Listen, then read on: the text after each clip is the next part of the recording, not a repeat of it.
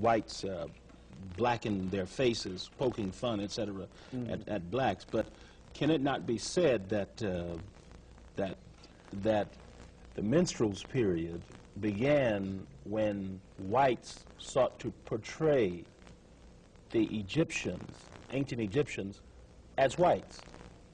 That would be a true minstrel. That would be a true minstrel, because that clearly is not, I mean, it does not accord with the record. Okay, let's look at the Menemet again, please. Okay, he's a very important pharaoh. This is another image, and I want to get to this one of him. This is the same person.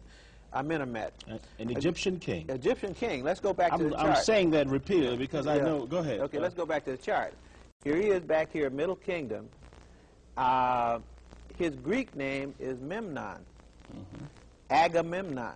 So when we go to Greek literature down here, and the Greeks began to write about their heroic age and their connection with Africa, we can actually find in Africa these people that the Greeks talked about. But nobody told me that when I was going to school. Well, you're looking at great Memnon, and so I'm telling you this so that if you go back to school, this is Memnon. You can carry it to those who would teach our children the kind of information that they need to have. This would be Agamemnon, great Memnon.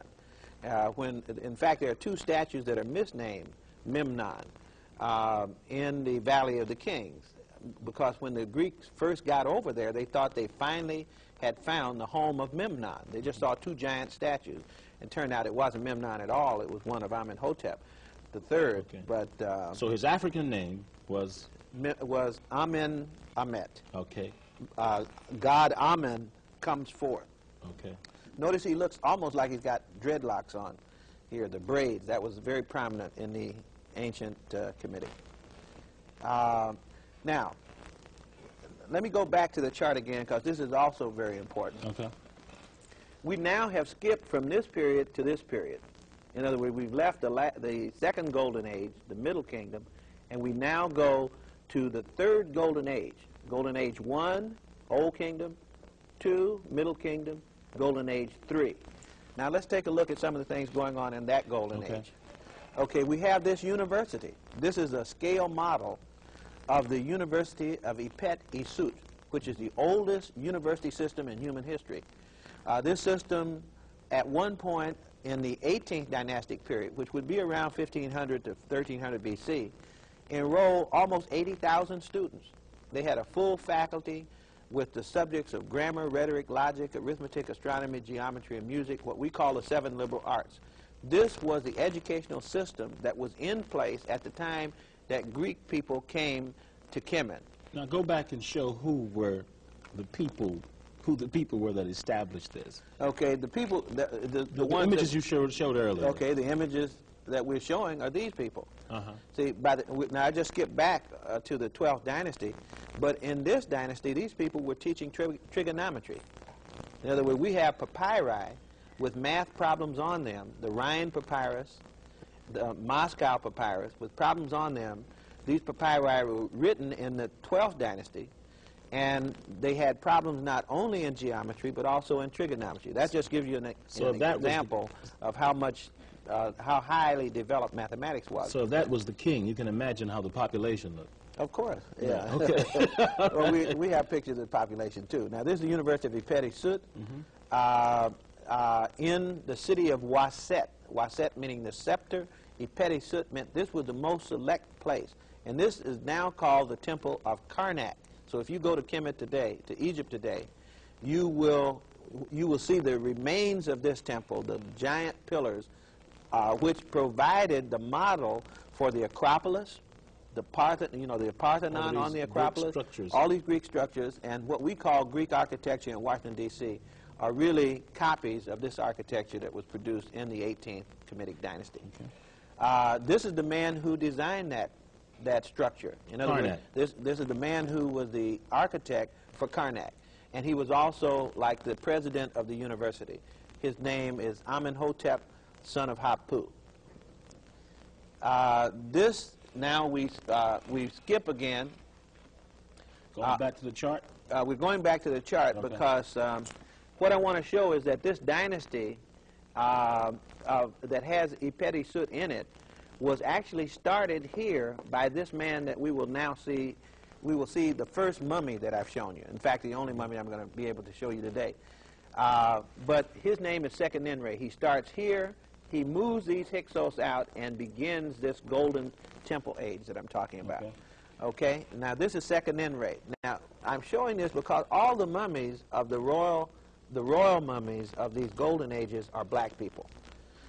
Big argument about whether they were really black or whether they were only black because of the embalming process, which prompted Professor Diop from Senegal to conduct a melanin dosage test. In other words, there's a way to tell on mummy skin as to whether this really is a black person or not. And his test is very simple, which is that you take the chemical ethyl benzoate and you treat the skin, put it under a slide, put it on a slide, a microscope, and a 100-watt bulb, and the melanin molecules, granules, will fluoresce so that they can be counted. And tightly packed melanin granules will be indicative of black skin, and if it's white skin, it'll be less melanin. And the melanin does not deteriorate over time. So if it was a black person when they lived, that melanin is still in the remains of the mummy. And so he actually did that kind of study on mummies in Paris at the Museum of Man, and found that these were indeed black people, but was never given permission to examine the rest of the mummies in the Cairo Museum. Okay, would you talk about Set for a minute? I want to make a point. Set. Set was the brother of Asar or Osiris. And Set, that's the first Cain and Abel story. Set killed Osiris, cut him up into 14 pieces. Some people say 28 pieces. Got rid of his body, and then that body was sought by Isis, who collected the pieces back together again. Well,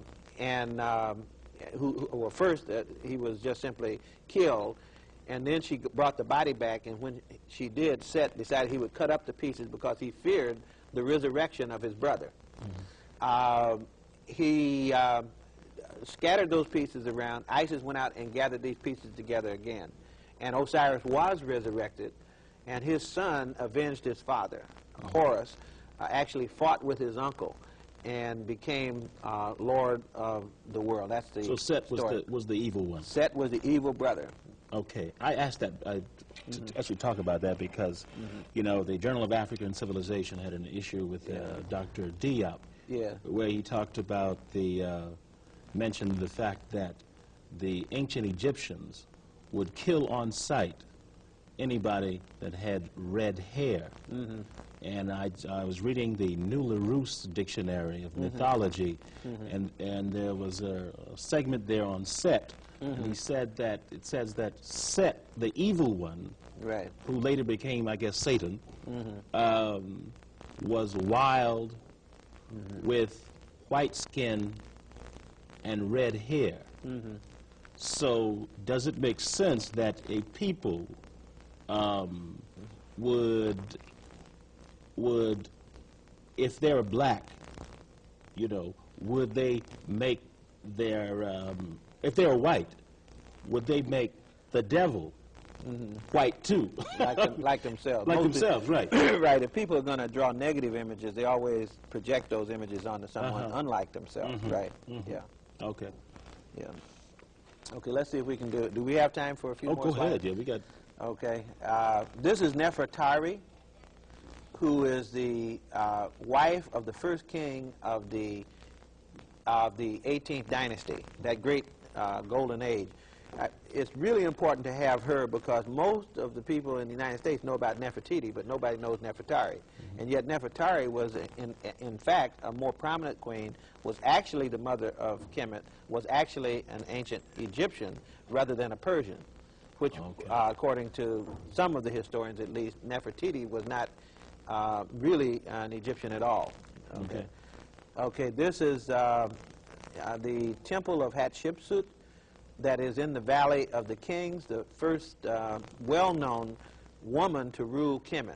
They had several women who were the actual pharaohs of Egypt. And this is the temple of